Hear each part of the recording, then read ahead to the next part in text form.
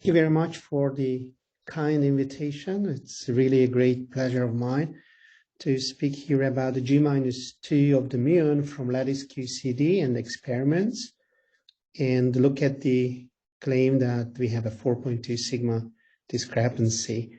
This work is done in collaboration with the so-called Budapest-Marseille-Wuppertal collaboration. Some people call us BMW. So if you see these three letters, then you know that that's our group.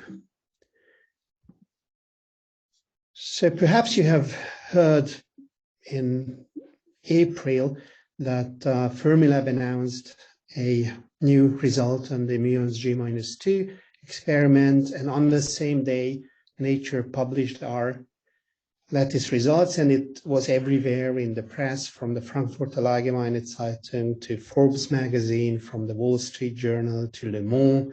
It was actually 2 weeks long on the starting page of the New York Times, which is quite a rare event.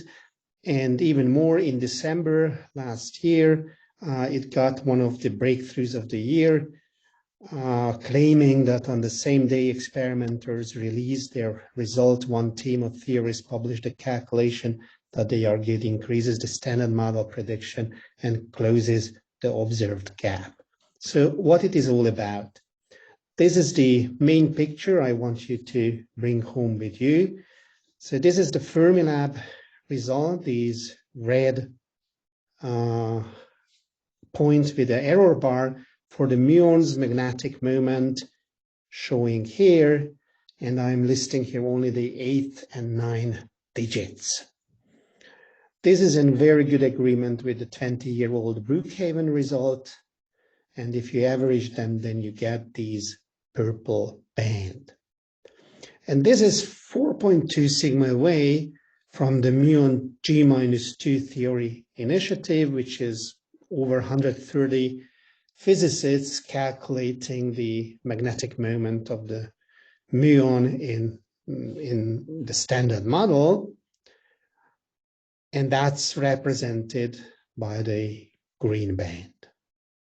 And as I said, on the same day, Nature published our result, which is a lattice QCD result, and this is in full agreement with the Fermilab experimental result and in 1.5 sigma away from the average experimental result, which is of no concern. So this is the outline of my talk. I'm using this plot to show various aspects. I will spend one slide on the experimental results, a few slides on the white paper result, which also has the name of the R ratio, as we will see, or dispersion relation, or some people even call it theory consensus value. And finally, I will spend most of the time on the lattice results, which we have presented. So let me move on to the experimental result. So the newly announced result at Fermilab is a long number. Here it is. What is important for us is this 5.4 error in the 10th digit. Right? It's a fantastic accuracy. It is equivalent to a bathroom scale sensitive to weight of a single eyelash. And as I said, it fully agrees with the Brookhaven result. The Brookhaven result had a slightly larger error, and if you combine them, that's the error what you get, which is 4.1. I will always use this unit, 10 to the minus 10, so it's easy to remember 4.1. And the story is not ending here, because Fermilab has a whole bunch of new data on tape, and once they are analyze them, the target uncertainty will be 1.6. So this is a factor of 4 reduction what we had a year ago. I'm not an experimentalist, so cannot really tell how they are doing it, but just one slide. They are producing pions on a fixed target. The pions are decaying through the weak interaction, producing muons. And then these muons, these highly polarized muons, are stored in a storage ring. and they are circulating in the ring, and at the same time, the spin or the magnetic moment is precessing. And the slight difference between the circulation frequency and the precessing frequency tells us the anomalous magnetic moment of the muon. And how do you observe the direction of the spin or the direction of the magnetic moment? The decay products are highly correlated with the direction of the spin. So if you have your detectors, then you see an oscillating signal. And once you measure the oscillation frequency, it tells you the anomalous magnetic moment of the muon. Let me move on to the white paper result. And here are the theoretical contributions to the magnetic moment of the muon. We have QED corrections, electroweak contributions, and QCD contributions. And in this white paper, they are all calculated or collected from the literature. And here are the numbers. So the QED contribution is far the largest, with essentially zero error. The electroweak is 15. Yeah, we should remember this number because it will play some role, again with essentially zero error. And a strong contribution is 693, and it contains all the theoretical errors. What we have, this is the 4.3. So the two numbers which we should remember is 15 and the error 4.3, which is something to be compared with the experimental error, which we discussed, was 4.1. But this, I'm sorry to interrupt, but this theoretical error, it is subjective opinion rather than real error, you can, for example, for light by light. Absolutely, absolutely. That brings me to my next slide. So there are various hadronic contributions, because that's what we see, even if it is an opinion and not a result, even the opinion is dominating the error. So here are the various contributions to the hadronic part. The most important, because that has the largest error today, is the leading order hadron vacuum polarization. The next to leading or next to leading order hadronic vacuum polarizations are smaller because they are higher order and they have smaller errors. And as Arkady said, the hadronic light by light is an extremely difficult and hard contribution to determine. What people are claiming from data-driven method is something like 9.2. There are lattice results, and I have my own opinion about those lattice results. They are all scattering around these values. So today, the consensus among these people who were writing the white paper, that this is now subdominant and this is the dominant contribution from the error point of view. If it is true or not, it's a very good question. I will concentrate on this term anyhow, and I will show you how to determine it with a proper error and not just as an opinion error. So how people are calculating this quantity in this data-driven or R ratio or dispersion relation technique, they are using the optical theorem. So you have the vacuum polarization, and it is related to the total cross-section in the E plus E minus collisions. So people collected many decades of E plus E minus data and determined the R ratio. This is the R ratio as a function of square root of S, with all the peaks we know from the G psi and epsilon and the z-pole. And once you have these R ratio, you have a kernel function, integrate the R ratio with this kernel function, and you end up with the leading order hadronic vacuum polarization. Here are a few results before these white paper from 2018 and 19. and they are scattering around these 193, 192, 693, 692 value. As I mentioned, the next to leading order and the next to leading order are small, and their errors are also much smaller. Based on this calculation, people found these 4.2 sigma tension because the experimental value and the theory value are deviating from each other by 25.1 with an error of 6. This 6 comes mostly from the experimental value and from the hadron vacuum polarization error. And here are these individual calculations. Here is the white paper, and that should be the case if we had no new physics. That should be purely the experiment.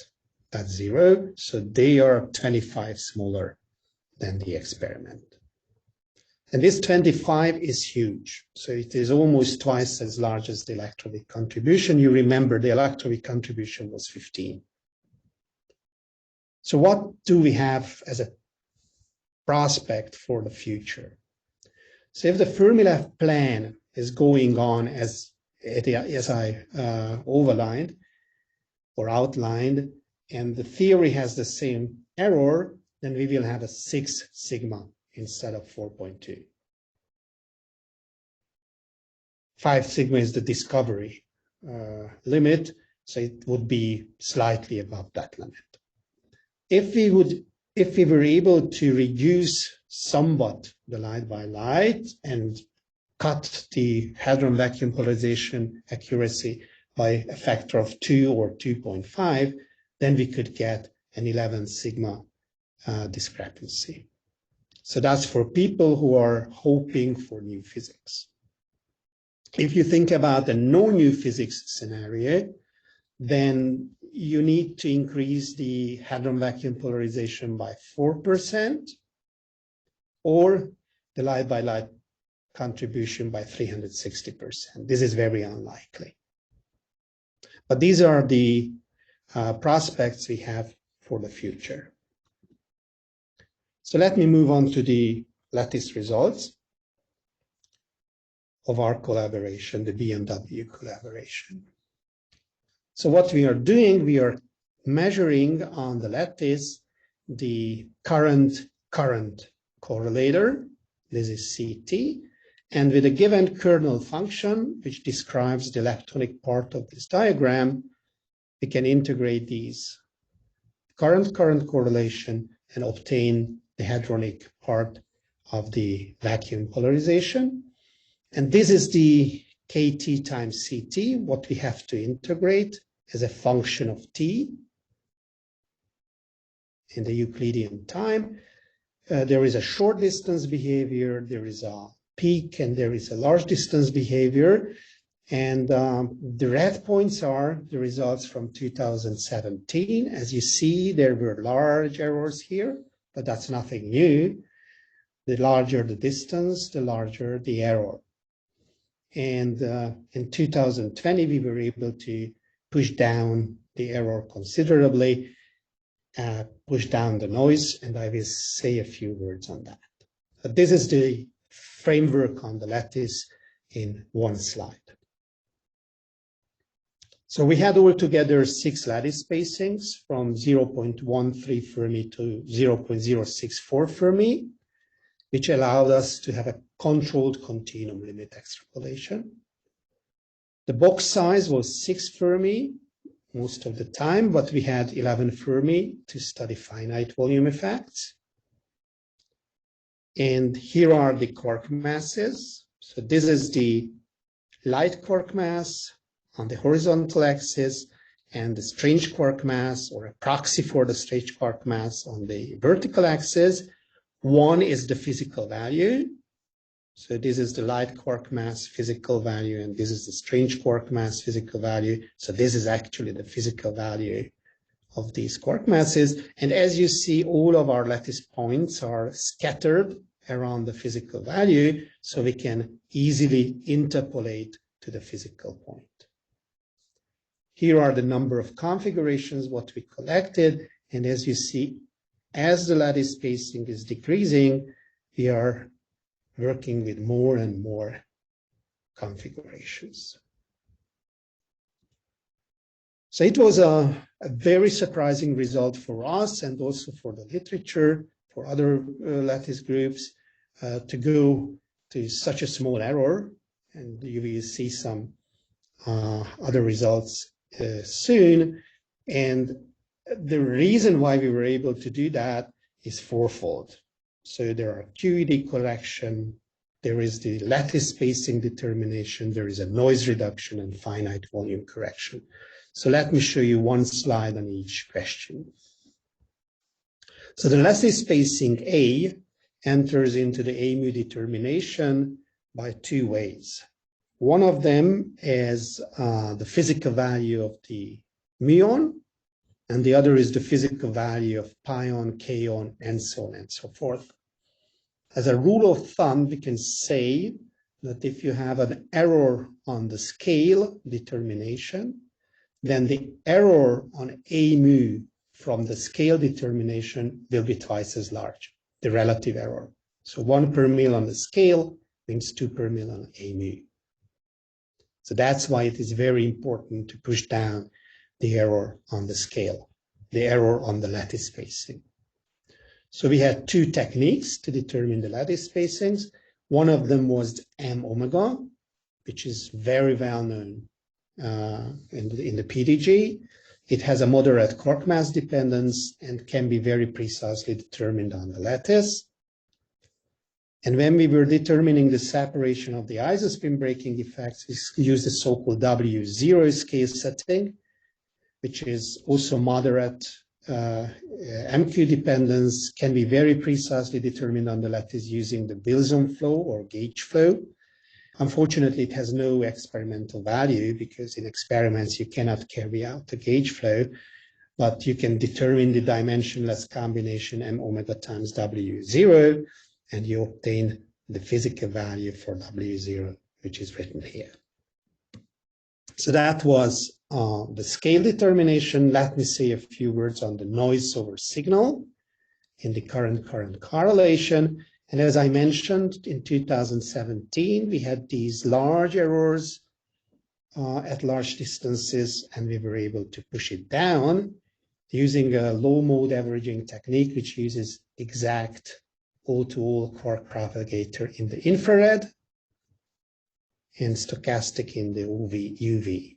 And in addition, we had upper and lower bounds on the current correlator, which helped also to determine the integral of this function. So at the end of the day, we will have a few per mil level accuracy on each ensemble. The largest error before this work was coming from finite volume. It was about 2%. And you remember, we are now on the half percent level. So what we did, we used our reference volume, which was about 6 Fermi, but also carried out the lattice calculation of the A mu on a larger lattice, which is about 11 Fermi. The lattice gave a difference for this big one and the reference one, 18. Again, everything is in 10 to minus 10 units. So it was 18 with a given statistical and continuum extrapolation error. And there are several models in the literature, next to leading order, chiral perturbation theory, next to leading order, and so on and so forth. And at the end of the day, it turned out to be that, except for a lower order calculation, these are all in fairly good agreement with the lattice result, but we use the lattice result from this lattice volume to that volume. And we used these model calculations to calculate the difference between this volume and the infinitely large volume. Since they are getting better and better for larger and larger volumes, the associated error, the additional associated error, is on the 0.1% level. Then we included all the leading order isospin breaking effects. Here are the relevant graphs, and you can find here essentially everything. It is about or over a dozen predictions, and any lattice collaboration can start and say that, okay, I'm calculating this or that graph and can prove or refute the value we have calculated. At the end of the day, we obtained 707.5, and this should be compared to the 693 of the theory initiative or R ratio or data-driven method. And since this value is larger, then the standard model prediction for a mu is larger than in the data-driven method. That's why R value is closer to the experimental one than the data-driven technique. And before I close, because I have only 4 more minutes left, let me say something about an observable which will play a very important role in the future. That's at least what I think. And this is the so-called window observable. So this was the current correlator multiplied by the kernel function, you remember, and you remember that it had large uncertainties at large distances, and it has obviously cutoff effects at small distances. So the RBC UK QCD collaboration suggested in 2018 that one should multiply these function with a window function, which is in this case between 0.4 Fermi and 1 Fermi, and smoothened out. And if you multiply it, then you get this function, which is shown by blue, and it has a lot of advantages. First of all, you get rid of the signal over noise problem because it is 0 here, where the noise was large. You reduce the finite size effects because finite size effects are usually related to large distances. And you remove the cutoff effects or lattice artifacts because the small distances were also cut off. The good news is that the same quantity, exactly the same quantity, can be determined also using the R ratio method. And you can compare them. And here is the comparison.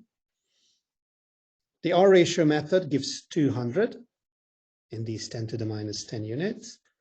And this quantity is 207, 208, around this region. And here I show you a few of our continuum extrapolations, because this is the lattice spacing curve. You can use no improvement on your raw data, or you can have some operator improvement here. But whatever you do, it will be far away from this value. And the major advantage of this quantity, that you have far less work, manpower, because this is not an existent problem, the signal over noise. You don't need to work with the finite size effect, and you don't have to worry too much about the lattice artifacts either. So I usually say that it is 1 or 2% of the total calculation. So it's easy for other groups to repeat at least this part of the calculation. And they did it, and here is the result. So this is these light window isospin symmetric quantity. And here are a couple of, or a few lattice collaborations, and here are their values. This is our value. And if you have a large error, then you can be consistent with the data-driven method and with the BMW result. But interestingly enough, all the lattice data is somehow above the data-driven method. If it is true or not, we will see in the near future. My last slide before I conclude is the overlap result on this window quantity. The whole calculation was carried out with staggered quarks. Staggered quarks are sometimes called good, sometimes bad, or sometimes just ugly. But there are some people who are criticizing staggered quarks in general. That's why we did a calculation on the window observable with overlap valence quarks. And here is again the window observable as a function of the lattice spacing squared. This is the staggered result, and this is the overlap result. So it seems that they are in a good agreement, and the 8 difference, which should be explained between the data-driven method and the lattice technique, is hard to imagine that there is something here. If you remember on this plot, I had a result of 208. Here I have a smaller result, but this calculation was done in a 3 Fermi box. And this brings me to my conclusion, which was my opening slide. And this is the message which I want you to bring home. So we have 2 fantastic experiments. Fermilab essentially reproducing the Brookhaven result with a very nice experimental average. Then we have this data-driven method, which is 4.2 sigma tangent with the experimental average.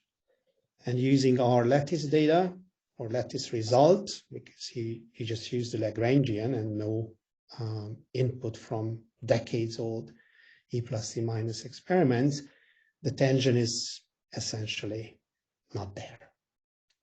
Thank you very much for your attention. Thank you. And thanks for being on time. Thank you very much. So let's start with Lance and then Arkady. So very nice talk, Zoltan. I think a natural question to ask is what could be going wrong with the dispersive calculation if you know the lattice results seem to have this window average.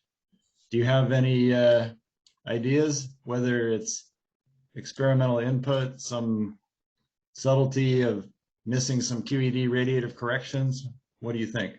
So it's of course the $64,000 question, and the honest answer for that is that I don't know.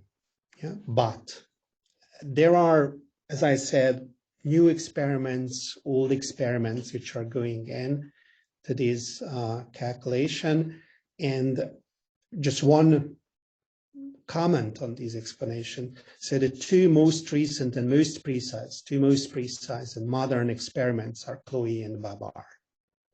And in the most relevant region, from 600 to 900 MeV, they are in 3 sigma discrepancy. So even the input data has some problem.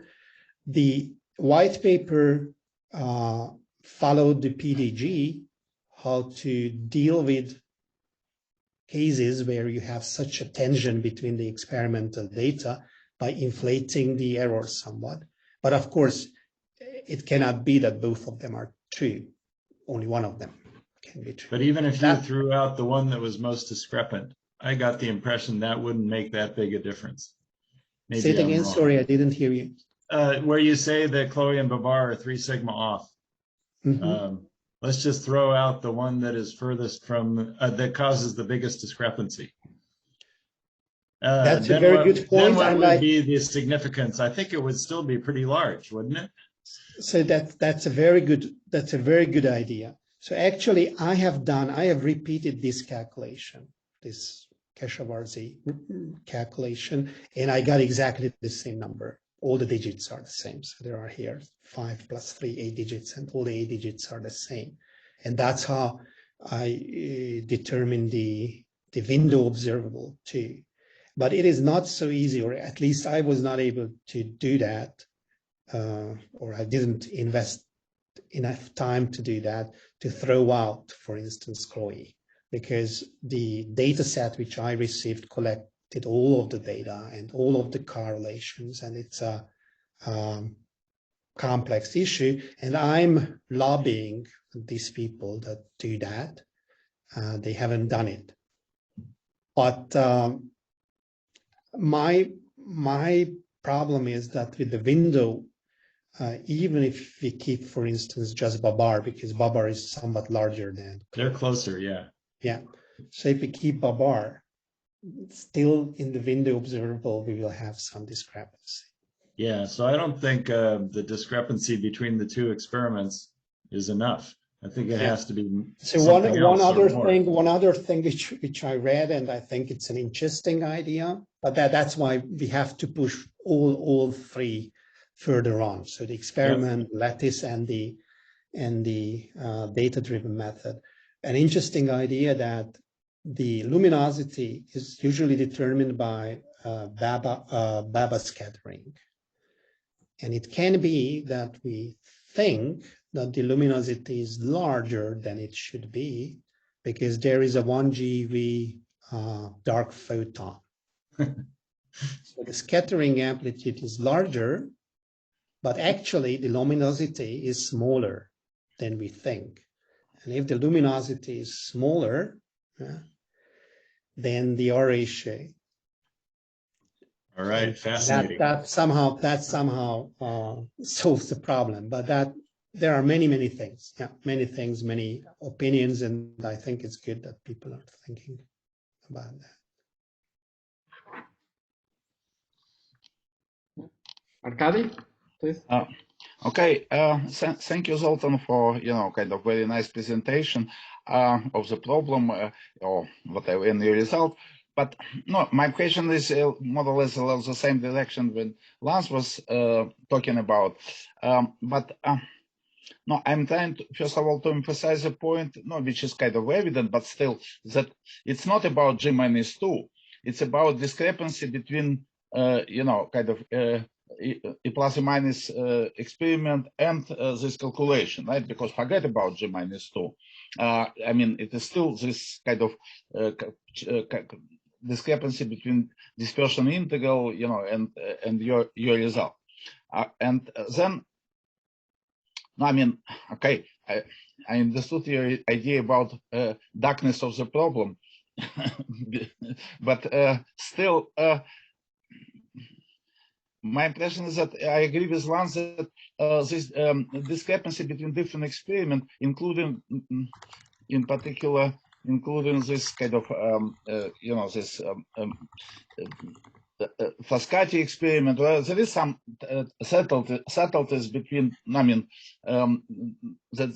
all the C plus or minus experiment not exactly the same, right? That's true, but I agree with Lance that it's not sufficient to explain this difference. So on your latest side, what I wonder about is it possible to try to, you see, if you would know some kind of more kind of spectral distribution, how it goes, not just a number, right?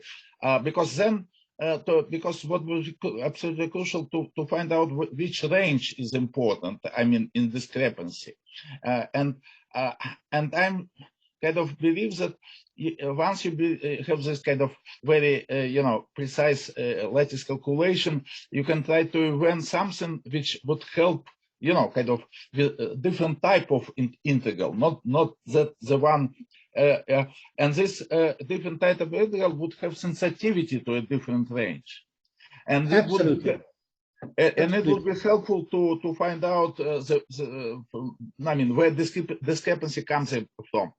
Absolutely. So you touched actually two questions. So let me comment on the first one. You say it is not just the discrepancy between the data-driven and the muon's magnetic moment, but in other words, there is a discrepancy between the data-driven method and the lattice. That was your first comment, if I understood it correctly. And it is true. Yeah, this tension is 2.1 sigma, which is, I mean, it's not a very big deal. Yeah, but I hope that our errors get smaller, and here the errors get also a little bit smaller, not that much. I think that lattice has a larger potential, and it will be sooner or later a clear picture that they are in real disagreement or not. Because 2.1 is not a real disagreement for me. Yeah. The other question which you mentioned was not just this curve or the integral of this curve, but some part of this curve. So indeed, if we use various windows, yeah, and these various windows are sensitive to large distances, meaning small energies, or small distances, larger energies, and we can compare various windows with the data-driven method. And then we can get a clue where the discrepancy comes from. Absolutely. And we are working on that. Obviously, we are working on that. Okay, thank you.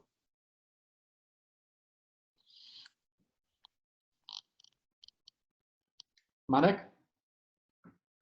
Yes, regarding the calibration of lattice spacing, if I understood correctly, you're using the mass of the omega baryon.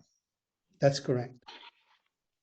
The mass, and that involves strange quarks, which contribute relatively less in the region of interest of the R function, which is between 600 and 900 MeV. Is it possible to do a cross-check calibration of the lattice spacing using some other observable which does not include strange quarks?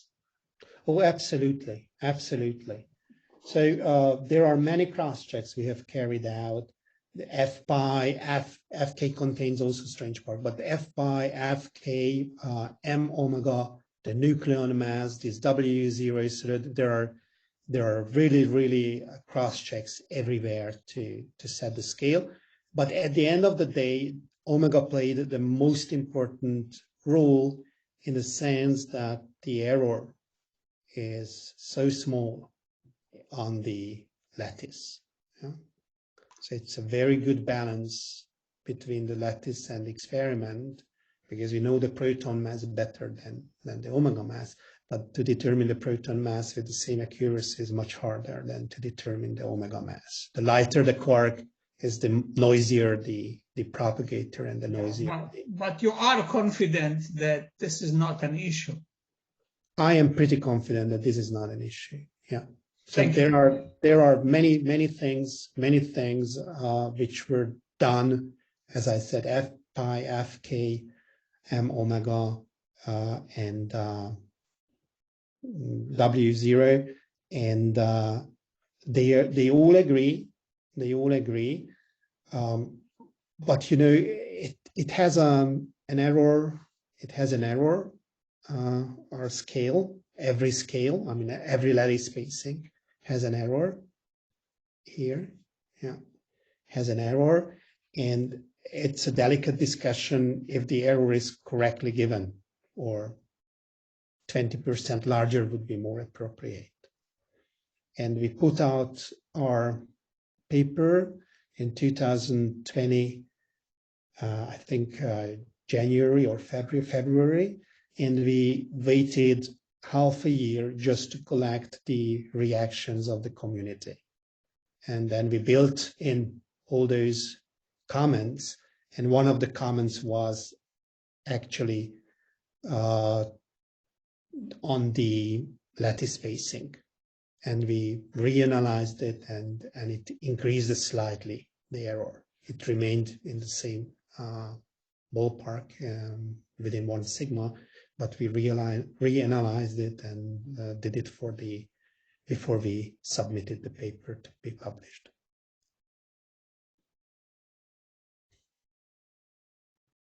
Did I answer your question? More or less? Very much so, thank you. Very much so, thank you. Okay, I'm happy. Thank you very much. Let's thank Zoltan and all the speakers of the morning session.